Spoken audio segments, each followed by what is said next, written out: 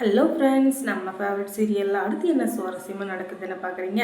இந்த ராஜேஸ்வரி இருந்துக்கிட்டு பார்க்க ரொம்ப கொடூரமாக போயிட்டு தான் இருக்காளே தவிர கொஞ்சம் கூட அவளோட கோபமும் அவளுடைய இது வைராப்பும் கொஞ்சம் கூட குறையிற மாதிரி இல்லை.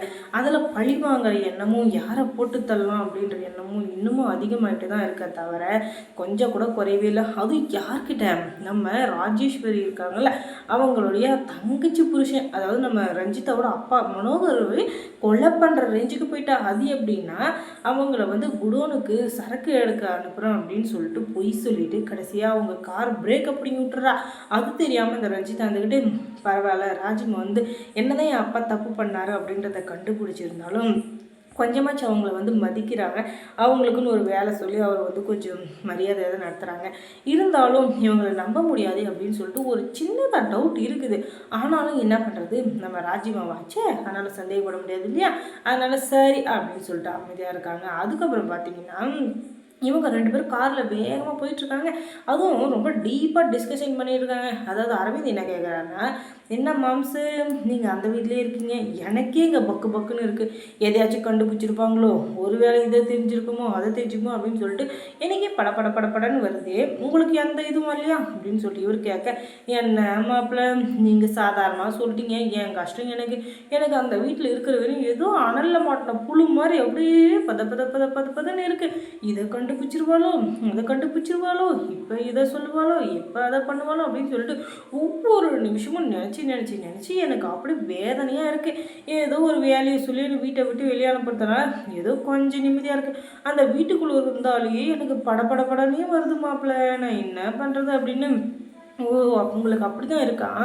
ஒருவேளை அவங்க கண்டுபிடிச்சிருப்பாங்களோ, கண்டுபிடிச்சிட்டும் அமைதியாக இருக்காங்க அப்படின்னு சொல்ல தெரியலையே.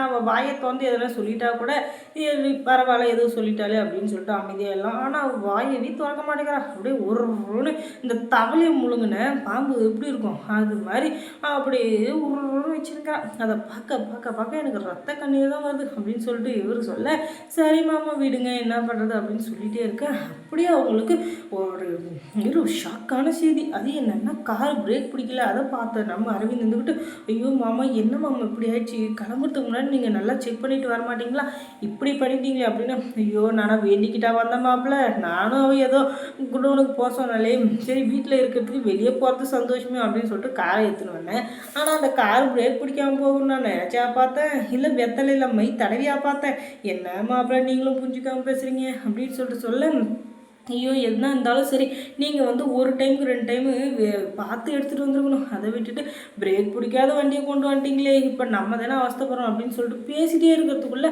போய் டங்குன்னு இச்சிருது மரத்தில். ஐயோ இப்படி ஆயிடுச்சு அப்படின்னு சொல்லிட்டு 2 பேரும் மயங்கி விழுந்துடுறாங்க. அதுக்கப்புறம் அந்த செய்தி வந்து நம்ம ரஞ்சிதாவுக்கு போக, என்ன ராஜ்யமா உங்களுக்கெல்லாம் வெக்கமாகவே இல்லையா, மனோகர்ன்றவர் என் அப்பா, அவர் என்ன தான் தப்பு பண்ணியிருந்தாலும் என் அப்பா, உங்கள் தங்கச்சியோட புருஷன், அந்த ஞாபகம் கொஞ்சம் இருந்திருந்தா என் அப்பாவை இப்படி பண்ணியிருப்பீங்களா, காரில் பிரேக் ஒயரை கட் பண்ணி விட்டுருக்கீங்க, உங்களுக்கு என்ன அவ்வளோ கொடூரமான ஒரு கேவலமான எண்ணம் சொல்லுங்கள்.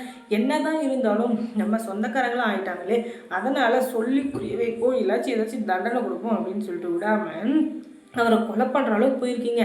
இத்தனை நாளாக நான் உங்கள் மேலே பாசமாக இருந்ததுக்கு இதுதான் நீங்கள் காட்டுற எனக்கு விசுவாசமா, நான் இவ்வளோ விசுவாசமாக இருந்தேன் உங்கள் மேலே அப்படின்னு சொல்ல, நான் அப்படி தான் பண்ணுவேன், உன்னால் என்ன பண்ண முடியும் அப்படின்னு இவங்க கேட்க, ஒன்றே என்னால் என்ன பண்ண முடியுமா, என்னால் என்ன பண்ண முடியுன்றதை நான் காட்டுறேன் அப்படின்னு சொல்லிட்டு, நாளைக்கு வந்து கோர்ட்டில் பாருங்கள் நாளைக்கு என்ன நடக்குது அப்படின்னு சொல்லிட்டு அப்படின்னு ராஜேஸ்வரிக்கு எதிராக சாட்சி சொல்கிறதுக்கு தயாராகிட்டாங்க நம்மளுடைய ரஞ்சிதா. ஏன்னா இவ்வளோ நடந்ததுக்கு அப்புறமும் இவங்களுக்காக நம்ம நல்லது நினச்சோன்னு வச்சுக்கோங்களேன், அதுக்கப்புறம் என்னோட முட்டாள் வேறு யாரும் இருக்க மாட்டாங்க.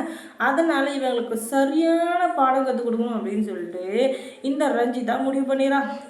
வா ரஞ்சிதா, இப்போ தான் உங்களுக்கு மூளை வேலை செஞ்சுருக்கு. இதே மாதிரி இந்த ராஜேஸ்வரிக்கு ஜாக் தட்டிக்கிட்டு இருந்தீங்கன்னு வச்சுக்கோங்க, கடைசியில் நீங்கள் வந்து 5க்கு 10க்கு சிங்கி தான் அடிக்கணும். கடைசியில் பணம் காசு எல்லாம் அதிகமாக உன்னை வெட்டி விட்டுருவா. அதுவும் எப்படி, கத்தரிக்கோலை வச்சு கட் பண்ணி விட்டுருவா.